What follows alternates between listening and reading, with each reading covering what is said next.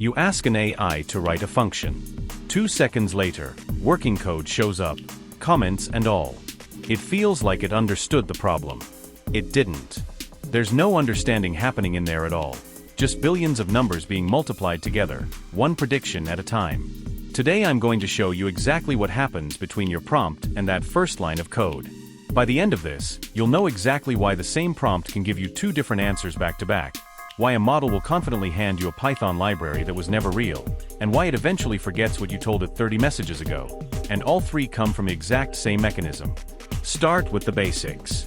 A large language model is, at its core, a huge collection of parameters, billions or trillions of them. Each parameter is just a decimal number, tuned during training. Think of it like a giant mixing board covered in knobs. Each knob barely does anything on its own, but turn hundreds of billions of them together, in exactly the right positions. And the result is a system that can write code, translate languages, and hold something that looks a lot like a conversation. But before any of those knobs get set, the model has to solve a much more basic problem first. A computer doesn't read text. It reads numbers. So the first step is breaking your text into small pieces, and giving each piece an ID. That process is called tokenization, and a token isn't always a whole word. The word programming might get split into program and ming, because the tokenizer learned, during training, that program, programs, and programming all share the same root, so it reuses that chunk instead of treating each word as a stranger. A model's vocabulary usually holds somewhere between 30,000 and 100,000 of these tokens, a huge dictionary where every chunk of text has its own code. But a raw number like 4,520 doesn't carry any meaning on its own. For that, you need something more sophisticated. Picture a space with hundreds of dimensions, where every word is a point. Words with similar meanings land close together. King and queen are neighbors, so are cat and dog. JavaScript and Python cluster somewhere else entirely. To make that work, each token gets converted into a vector, a long list of numbers, and that representation is called an embedding, coordinates for meaning. The genuinely strange part is that relationships between words become directions in that space. Take the vector for king subtract man, add woman, and you land almost exactly on queen. Nobody programmed that rule in. The model discovered it purely from reading text, which is why embeddings work so well. They turn meaning into geometry. Now those vectors need to be processed, and this is where the architecture that reshaped the entire field shows up. In 2017, a team of researchers at Google published a paper called Attention is All You Need. Before that paper, language models leaned on recurrent neural networks, RNNs, which read text one word at a time in sequence. That made them slow, and they struggled with long text because they tended to forget how it started. The Transformers move was to process every word at once, in parallel, and let every single word look directly at every other word in the sentence, no matter how far apart they are. Here's how that actually works. Take the sentence, "The cat that lives in the neighbor's house slept on the couch." When the model processes slept, it needs to figure out who slept, and the answer cat is all the way back at the start, 7 words earlier. Self-attention is the mechanism that solves exactly this. Every word asks 3 questions at once. A query, what am I looking for? A key, what do I have to offer? And a value, what information do I actually pass along? The model compares the query of slept against the key of every other word, multiply and sum, and the more similar they are, the higher the score. Cat matches well, house barely matches at all. Run those scores through a function called softmax and they turn into probabilities that add up to 1, which blend the values into a weighted average. The output for slept ends up carrying a lot of cat, and almost none of house. Distance on the page stops matching. Attention connects whatever's actually relevant. And the model doesn't just do this once. It runs multiple attention heads in parallel, each one learning to focus on something different. One might track grammar, another might track meaning. With 8 or more heads running at once, the model builds a much richer read of the text. After attention, the result passes through a feed-forward network. Picture attention as a meeting where everyone trades information, and feed-forward as everyone walking back to their desk to process what they just heard. These 2 steps, attention then feed-forward, repeat dozens or hundreds of times. GPT-3 stacks 96 of these layers. The earliest layers pick up simple patterns like grammar. By the middle, it's tracking more abstract concepts. By the final layers, it's assembling genuinely complex ideas. So how do billions of parameters land on the right values in the first place? Training an LLM is essentially a massive guessing game. The model reads billions of pages, books, articles, code, most of the public internet, and practices one task over and over: predict the next word. Early on, its guesses are close to random. But with every example, it nudges its parameters slightly toward the right answer. That's backpropagation. The model predicts, compares against the real answer, calculates the error, and pushes that error back through every layer, adjusting each parameter a tiny bit in the direction that shrinks it. Like learning to cook, every dish that comes out wrong gets a small correction, and after a few thousand attempts, it starts landing right without thinking. This runs across trillions of tokens, which is why training a frontier model costs tens of millions of dollars in raw compute. After pre-training, the model is excellent at continuing text, but not at following instructions.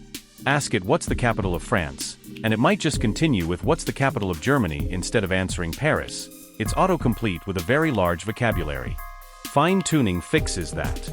Take the pre-trained model and train it again, this time on a much smaller, much more specific dataset, pairs of instruction and response. Summarize this text, followed by a good summary. Write code that does X, followed by working code. With just a few thousand high-quality examples, the model picks up the shape of being useful, the same billions of parameters, just aimed differently now. Like a pianist who already plays several styles taking an intensive course to specialize in one of them. There's still a gap though. A model can be genuinely useful and still occasionally produce something toxic or made up, and you can't handwrite enough rules to cover every case. The fix is to let humans grade the output directly. It's called RLHF, reinforcement learning from human feedback. The model generates several answers to the same prompt. Human reviewers rank them by which is most helpful and safe, and those rankings train a second model, a reward model, that learns to predict which answer a human would prefer.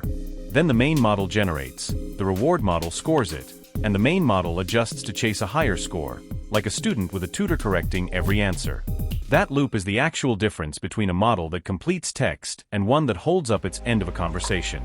Here's the part that should make you pause. The model isn't retrieving a fact when it answers you. It's finishing a probability guess.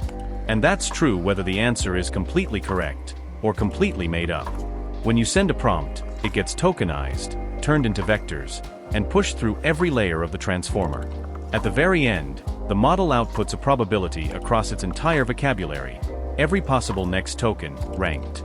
Send the exact same prompt twice and you'll often get two different answers, because of a setting called temperature. At temperature 0, the model always picks the single most likely token, predictable and often repetitive. Turn temperature up, and the probabilities spread out, so the model takes more creative, less predictable choices on purpose. And generation itself is autoregressive. The model produces one token, appends it to its own input, and runs the whole thing again to produce the next one word at a time, each new word shaped by everything that came before it. That same mechanism is also exactly where it breaks. A model can state something completely invented with total confidence. A Python library that was never real, a statistic that was never measured, because it isn't storing facts in a database, it's storing statistical patterns. It knows two words tend to appear together, not that they're true. That's a hallucination, and it's why anything fact-critical needs a human check. There's a second limit hiding in the same mechanism. Self-attention compares every token against every other token, and that cost grows with the square of the length. Double the context, and you've quadrupled the math. That's the context window. Picture a desk that only holds so much. Once it's full, whatever was placed down first starts falling off the back, and the model genuinely stops seeing the beginning of a long conversation. Almost every major model, GPT, Claude, Gemini, DeepSeek, is still built on some version of that same transformer. So what makes one behave differently from another? 3 things: training data, which slice of the internet and code it actually saw shapes what it knows. Scale, since more parameters generally means more capability but also a much bigger machine to run it on. And alignment, how each company ran fine-tuning and RLHF, which is what gives the model its personality. Same underlying architecture, different tuning, which is why Claude and GPT can answer the identical question 2 different ways. And there's one more real divide. GPT, Claude, and Gemini are closed. You only reach them through the company that built them, or an authorized cloud provider. The weights, the code, the training data are not public. DeepSeek's R1, released in January 2025, went the other way. fully open weights under the MIT license, so anyone can inspect, modify, and run it. It uses a mixture of experts' design with 671 billion parameters total, but only about 37 billion activate per token, which is what makes it dramatically cheaper to run, and its training cost was a fraction of what the closed labs spend. Minimax followed a similar path with an architecture called Lightning Attention, built for extremely long context, up to 4 million tokens, 20 to 30 times more than most closed models handle. With open weights, a developer can run a model on their own hardware, skip the per token bill, and never send a prompt to someone else's server. So the next time an LLM does something strange in something you're building, you now have the actual mechanism to check instead of guessing. Getting a different answer to the same prompt twice, that's temperature, not randomness for its own sake. A confident answer that's flatly wrong, that's not a bug, it's the model finishing a pattern instead of checking a fact, which means you verify anything that actually matters. A model that stops respecting instructions you gave it earlier in a long session, that's the context window filling up and pushing your first messages off the desk. 3 different symptoms, 1 mechanism each time. None of this means the model understands what it's saying. There's no awareness in there, no intent, just linear algebra, run at a scale that makes the output convincing enough to blur the line. Knowing exactly where that line is, instead of just trusting the output, is the same instinct I talked about, and knowing this makes you a much better developer. Understanding the real mechanism under a tool is what separates someone who's guessing from someone who actually knows why it worked.